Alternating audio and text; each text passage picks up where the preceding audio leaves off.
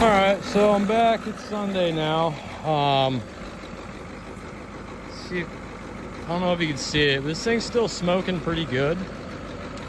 I went ahead and popped the thermostat housing off.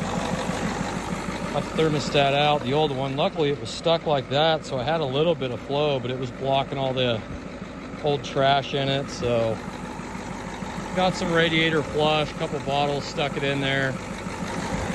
It's plenty warmed up now. I'm still gonna let it run for maybe 20 minutes. Just to let that shit circulate, get hot, kind of clean out the cooling system. Like I said, the thermostat housing was just full of wasp nest. After running it yesterday with just straight water, I pulled the lower hose off, let most of the trash come out. But what we're doing now, see if you could see the smoke. I know it's hard to tell in the day, but there's a decent haze going. And I'm not surprised. Like I said, I had dumped a quart of oil down the intake just to get everything started lubricating. I pulled the injectors and the glow plugs out, cranked it over, cranked all that shit, spit it back out, and then ran it. So a lot of that is this old oil and shit burning out.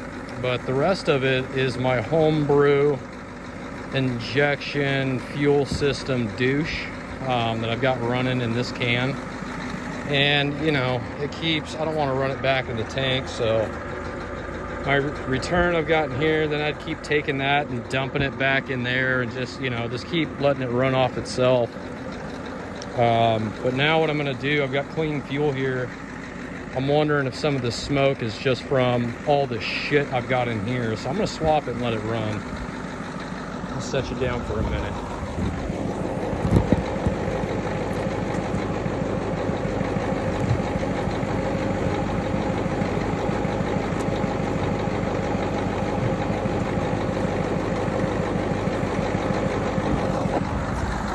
So we did the swap.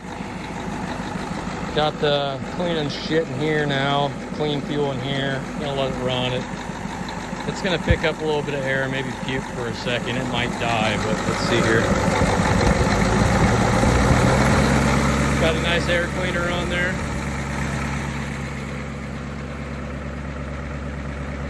Might be hard for you to see, but I could see it, so we'll see if she cleans up.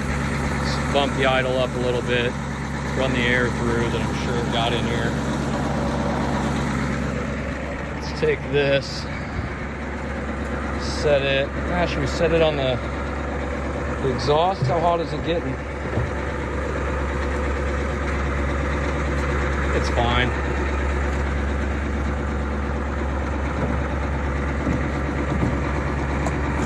Oh, fuck. Just spilling shit everywhere, no big deal.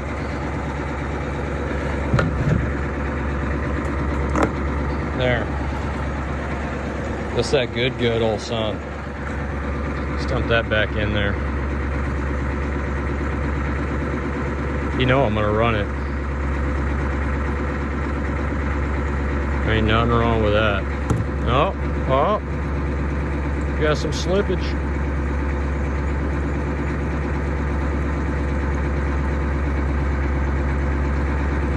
Even the new fuel is red. We get a farm out here. We get off-road fuel for the equipment, so that's why it's red, other than the transmission fluid and all the shit I have in it.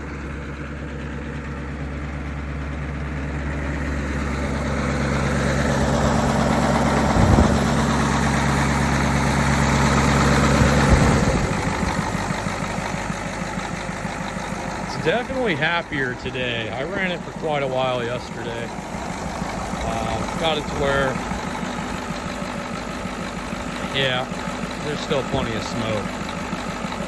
So I did run it up off idle, and I cracked the injection lines to the injectors one at a time, waiting to see if one cylinder would dog down more than the others. There were a couple there, especially on that left bank. The side I haven't changed, well, looking at the truck, the left bank. standing in front of it. So, you know, I haven't changed that bank of injectors yet. So and those were the ones that they weren't dropping as much as the driver's side. So it's to be expected. I don't know if you can see it, but I can see it. Smoke hasn't really cleared up much. I'm gonna run a compression test on it. And a lot of guys that'll run compression tests, you know, they'll start with a cold engine and drop their tester in, and usually the first couple cylinders they do always come up low. Well, let it run, let it get warm, and if it's not a runner, crank that bitch over for a good minute before you start your compression test. You've got to get oil into the system, up into those ringlets, kind of help seal the cylinder up. You know, a lot of guys will go back after and check those 2 cylinders again, and hey, you know, for whatever reason they came up fine, but a lot of them will on purpose, but they'll put a little bit of oil in there, and oh yeah, see, it's even higher now. Well, if you can, do it with a warm engine. Makes things a lot easier. You get a lot more reliable results. Also, on diesels with glow plugs, your glow plug, if she's been fighting with ether and tips all burnt off, that is a loss of compression in that cylinder. That glow plug tip takes up space in the pre-combustion chambers. So if you have one that's only, you know, well, it's been fried, and you're trying to run a compression test on there, put another plug in there, or at least run. If you got one that's broke, 3 are decent, one's good, you know, whatever, pick one good one. Pick your best one and put it in the cylinder you're doing. If you're using the compression tester where you pop the injector out. If not, you know, it doesn't matter, you're pulling the glow plug out anyway, and you know, in which case it doesn't affect your results. But if you're going by the injector bore, make sure your glow plugs are all there. It's surprising what a burnt off glow plug will do. But yeah, I'm not convinced that this engine isn't hurt. I mean, it's a 6.9 IDI. I'm gonna beat on it, but I'm gonna try to take care of a little bit of this issue. I mean, standing in the stream, it just smells like this raw fuel. It could be that I do have a 7.3 pump in there, and it is a 6.9. I could turn the fuel metering screw back a little bit, but I'm not going to. I'm not convinced that that's it. I readjusted my pump timing. I don't want to take it any farther. It should be good where it's at. I don't want to turn the metering screw down. I'm going to replace the injectors. If that doesn't clear it up, well, I'm going to replace this bank of injectors and probably rebuild the pump. And if that doesn't fix it, it is what it is, and the old girl's gonna smoke.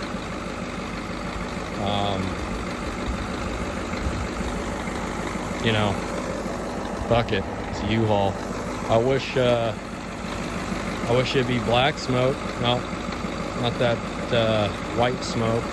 White smoke's usually a sign that you got air in your system, but by now it should have cleared off. So that's this incomplete combustion. It's not blue, it's not burning oil, it's leaking oil. Drain plug, got a bucket down there because this thing will leak a half quart a night. You know, 24 hours it'll leak a half a quart. So the other thing is, I've got the I still have the non-detergent motor oil in there, 40 weight. It's a little bit thicker. You know, it tends to stick to the walls a little bit better. Here guys will say, oh, you know, it's burning oil, you know, throw a thick oil in there.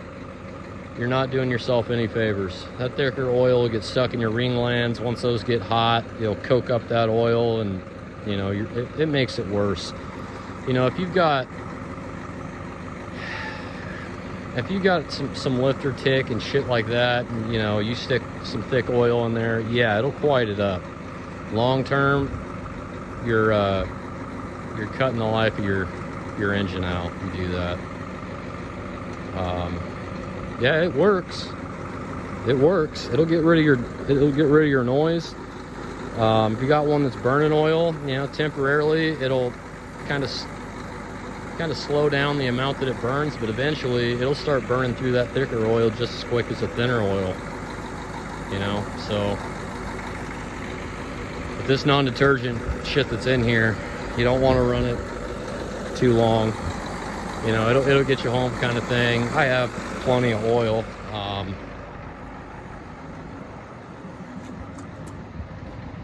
Got plenty of oil. I'm just testing. I'm not gonna use good oil and then fucking throw it away. I still got the original shit filter on here. I don't know if that thing's plugged in. It's just bypassing everything, sending fucking trash through the bearings, but you know, I'm gonna end up changing the Dillo 100 non-detergent out just so, you know, it doesn't turn into a fucking brownie underneath my valve cover. It's kind of what happens. But as you can see, we're not. She's still got issues, so we'll be back.